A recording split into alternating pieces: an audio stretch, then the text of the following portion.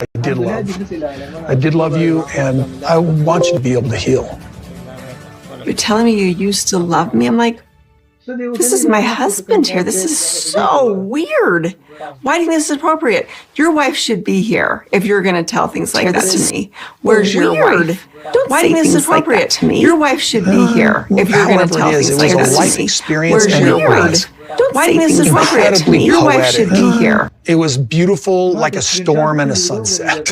You know, there was hard days, and they were beautiful from a poet's perspective, right? What are some others? Apologize for being the freaking victim, because I wasn't. That just sort of seemed to seep into me a little bit. Sometimes the experience was good.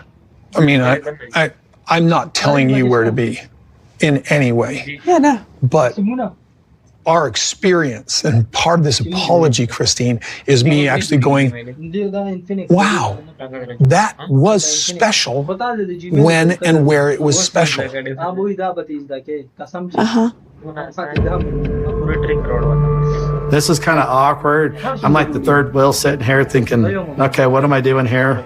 And you know damn well you loved her, because you wouldn't have got married. You wouldn't have had all these kids if you didn't love her. It's just weird. Sorry.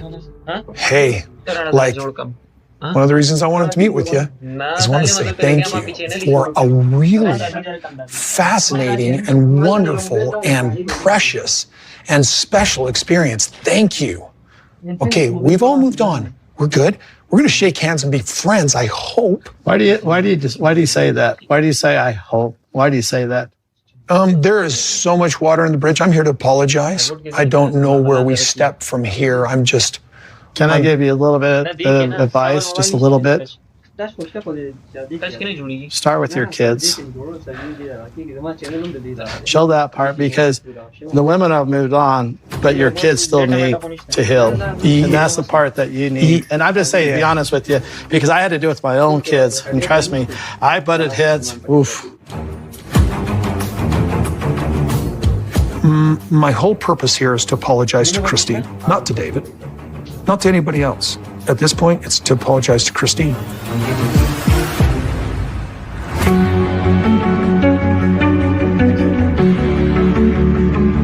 Look, I'm getting on a call with Mary today because I'm getting a little more serious about pursuing the spiritual release. And I just want to talk through those steps with her, like what happened for her. I know Cody's making his rounds, but I'm not going to ask her about it. Like, I don't need to know. I don't want to know. Like, no, I just don't. Like, I don't care. I don't care what he says to them, you know? Hey, how are you? Good. How are you? Good. So are you still running? Are you still having guests at the B&B? No, I closed it down for renovations. We're going to redo the kitchen. Oh, really? So Janelle reached out and wanted to chat about the spiritual divorce situation. And, you know, I think it's good to just have somebody who gets it and who understands support you. We talked about the spiritual divorce, and I think I'm ready. And not that I want to get remarried, but I think I'm really ready to just be done. But it's like I just feel like that's the right thing to do, right? To end that covenant in the appropriate way. In the church system that we came from, our marriages, we believed, were of an eternal nature. So the spiritual release is a termination of that marriage, also in spiritual form. Yeah, to me, that's how it was. And I love that you're doing this, Janelle.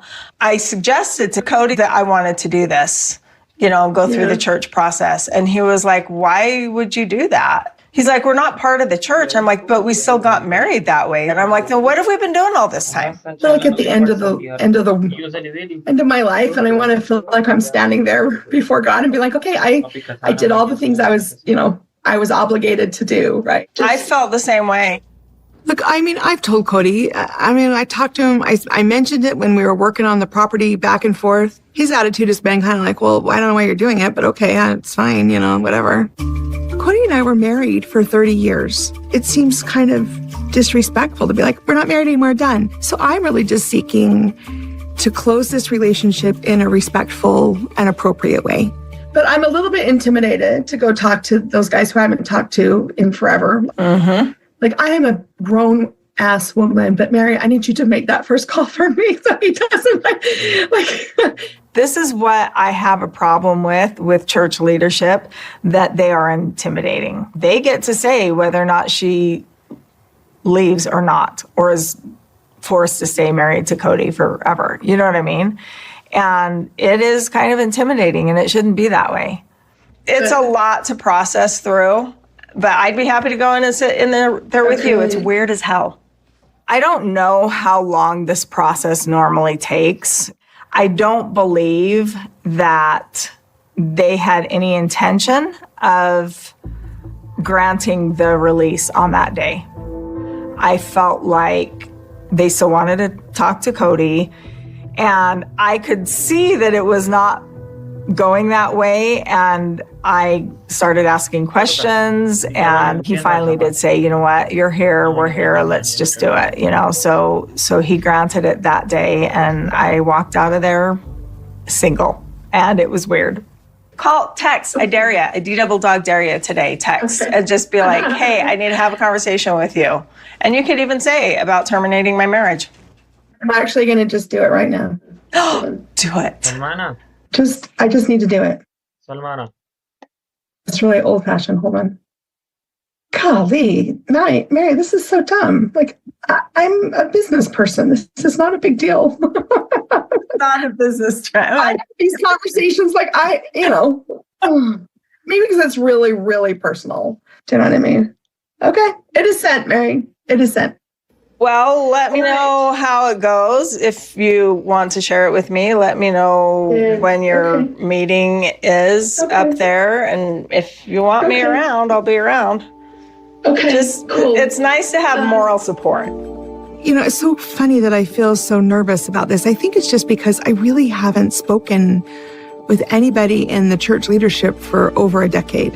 And I'm like, what do they think of me? I don't know. Like, I don't know. Is this weird that I'm coming to ask? They might be like, well, you're not part of the church anymore. I don't know. It's a wild card, which always makes me nervous.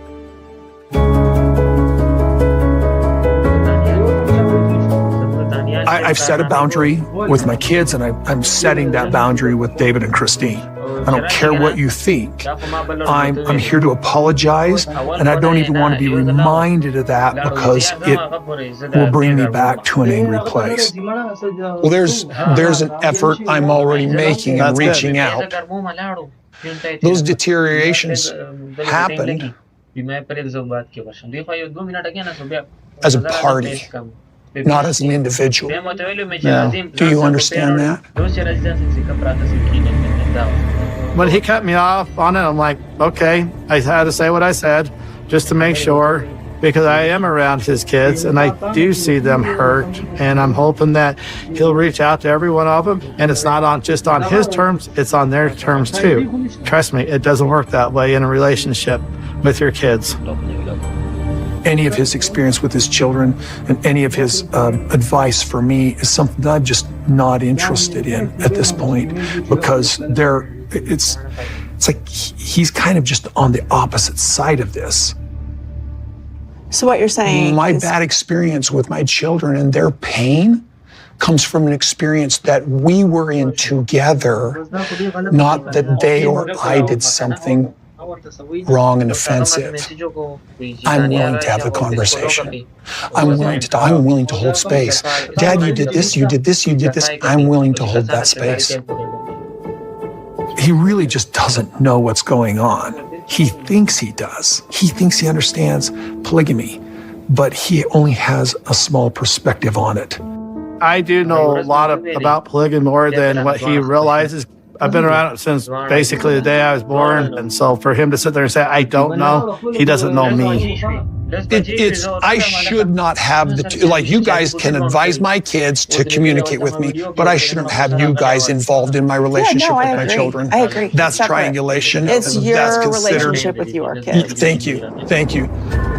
I didn't want to be rude with David, but I don't know how long until I'm out of here. I don't know how long they're going to stay. I want Christine. I want to set her free. You want real healing? Then hear my apology. I want you to be free without all of our disagreements and everything that's happened holding you back. Let me do all I can to begin some healing. There's not a gaping hole left in my heart. There's not anything that I already did the closure. By the time I committed to David, I was done with Cody.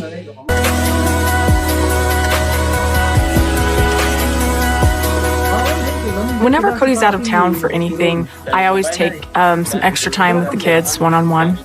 So Aunt Sarah's pumpkin chocolate chip cookies. Fun, fun, fun, fun, fun. The only thing that I'm concerned about as far as Cody doing these apologies is that somehow it won't be received in the spirit that it is intended. As far as exes and stuff like that are concerned, I feel like that it's been a lot. There just seems to be this like constant piling and piling and piling and just trying to ram him down the drain kind of a thing. Excited about our trip? Yes! Very excited. Brody's going to be graduating from basic training, and so we're going to go see him. At this point, they've almost been dating a year. It's not a situationship. They've labeled it. You guys are looking at this from a perspective of possible, truly long term. Yes. Praying about it, like literally constantly. I want Aurora to experience life on her own without being in a serious relationship. This is her path, and this may be God's timing, but at the same time, though, she really needs to realize who she is and what she thinks. I've heard that you and Dad and everyone got your answers when you got married to Dad, but I haven't ever heard about like what that specifically looked like for you. You know, in plural marriage in our church is okay for you to kind of you could consider everyone pretty much. Just, you know. I remember being with Dad on a drive one time. All of a sudden, I was overcome with God's Spirit, and I couldn't talk. Tears running down my face, and I felt God saying, "This is your person. This is your forever. This is who I brought to you. This is who you're supposed to be with. This is the family you're supposed to be with." In our church, they call it like a burning of the bosom. It's like your heart's on fire, your soul's on fire kind of a thing. To this day, I still remember the experience of just being so overcome by the Spirit. Sorry. Being so overcome by the Spirit of God, I couldn't speak. You know? I sat there for a good half hour just not being able to talk. Well, guess we'll see, huh? Yeah, I guess we'll see. It's really between you and God and Brody to a certain extent. For me, it's between me and God and Brody. And for Brody, it's between him and God and me. A man should